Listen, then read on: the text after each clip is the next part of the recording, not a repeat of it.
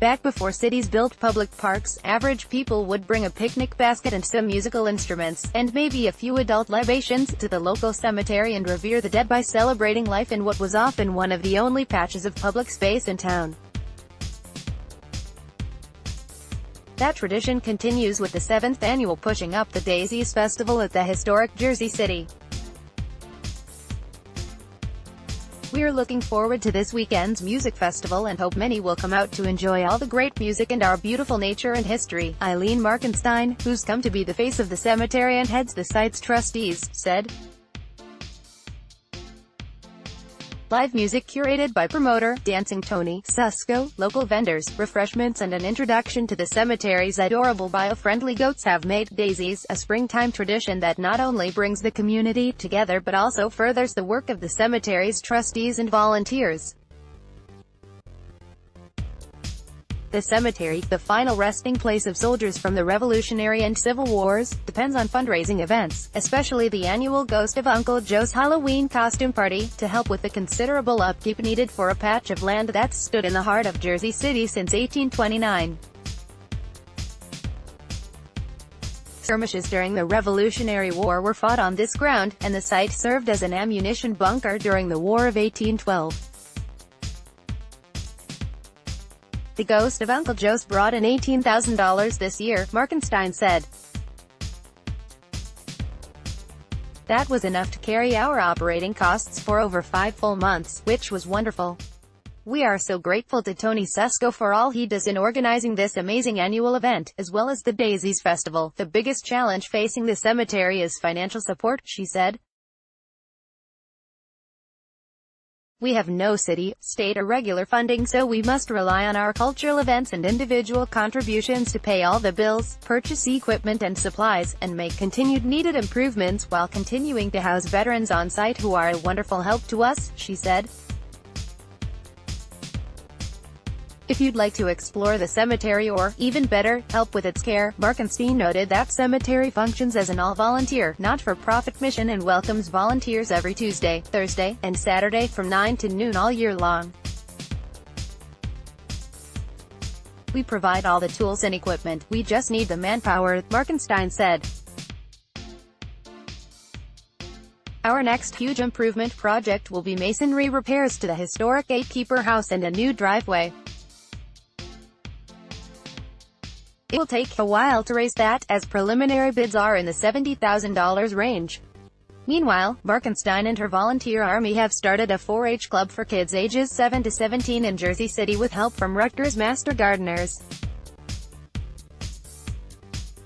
Starting this June 26, our Youth Urban Farm Club will meet every Wednesday from 3:30 to 5:30 p.m., she said. We have an award-winning garden and we share all the produce with our volunteers, our veteran groups and the community. It's wonderful, and, once again, a herd of goats will spend this summer. They're our eco-friendly solution to weed control, and we and the entire community look forward to them each year, Markenstein said. Some local businesses and families are also helping to sponsor a goat, which helps us offset the cost of the goat rental, fencing and supplies. We are also grateful to the community, which is very supportive of our mission. So many are enjoying our beautiful green open space and our many events. We have transformed the formerly abandoned site into a vibrant, beautiful cultural heritage park and have been deemed officially eligible for the National Register of Historic Places, which we are very excited about, as it will allow us to apply for grants that we were not previously available. This year the live music festival runs the gamut from loud to soft, with a few new faces and the return of some familiar veterans. Here's a look at a few of this year's acts. Young Bucks, 1:50 p.m. I don't know why it says Young Bucks, I think Tony just did that as a joke, admitted Andrew Holf, a student at Hudson County's high-tech high school music program. I just refer to myself as Andrew Holf, since these are all my original songs, a jazz and blues aficionado and a gifted guitarist who studied under Hoboken legend Karen Cool as a youngster. Wolf will perform songs from his recent album, Forever Is So. He also performs with friends in the jazz fusion group Elevator Pitch and is readying an album of his acoustic music. Not bad for a young man who isn't old enough to vote. He will perform at the Daisies Festival with a small combo. What I'm trying to do now is find more places that I can play and put together a permanent band that goes around to New York and other places to perform. That's my goal. I'm just really excited to play music for people. Elk City, 3:30 p.m. Elk City is one of those overnight sensations that's actually been around nearly 20 years. Formed out of the remains of 80s Jersey pop act Melting Hopefuls, drummer Ray Ketchum and singer Renee LaBoy have been captivating audiences as the core of Montclair-based Elk City for nearly 2 decades, but it's only been with the release of Everybody's Insecure on Bar None Records that the band suddenly enjoyed a higher profile in the area's music scene.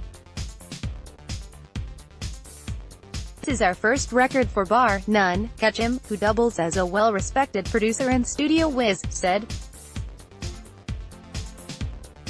And what we found is that their approach has given us more visibility, at least within the circles that we're working in, Montclair, Jersey City, Hoboken.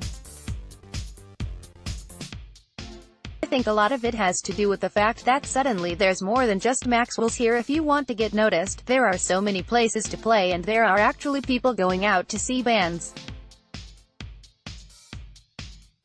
Jersey City is just an amazing place now and I think we've benefited from that, LaBoy added. This is a different record for us. For sure, it's the most personal record we've ever released. This is the first time I've given myself permission to write about my life. And people have noticed without me saying anything. They'll call and say, this record is different, it's so much more personal. DIAP, 6:50 p.m. John Messina and Woody Colin met about 3 years ago in Hoboken but only started performing as the synth-pop duo DIAP about in 2017. It was mostly experimental, kind of jamming and coming up with something original, Messina said. We really had no idea of what we wanted to do when we started, actually. Me and Woody both just have a connection with music and a taste that aligns and we've just had a lot of fun with it. The duo only started performing live a few months ago, but Messina and Colin have collaborated on earlier bands and other projects so it's come together quickly. This is all fairly new for me, but Woody lived in California for a while and he's had a career creating beats and working in music for a while, Messina said. Genre-wise, we really try to mix it up. There's a little surf rock and there's some hip-hop beats, but we're always trying to create a new sound, a signature sound for us, and most of that has to do with the sound design. We don't spend a lot of time sitting down and writing things out. We're just endlessly improvising and jamming, and we record all that, and then try to find a song in what we've come up with. If you go. The Pushing Up the Daisies Festival starts at 1 p.m. Saturday, May 19th, at the historic Jersey City. $10 donation is asked. For information, call 201-707-0738, 1 p.m. Gates open 1:50, Young Bucks 2:40, J. Morose 3:30, Elk City 4:20, Overlake 5:10, Aminal 6, Pioneer The Eel 6:50, DIAP 7:40, Tony Saxon.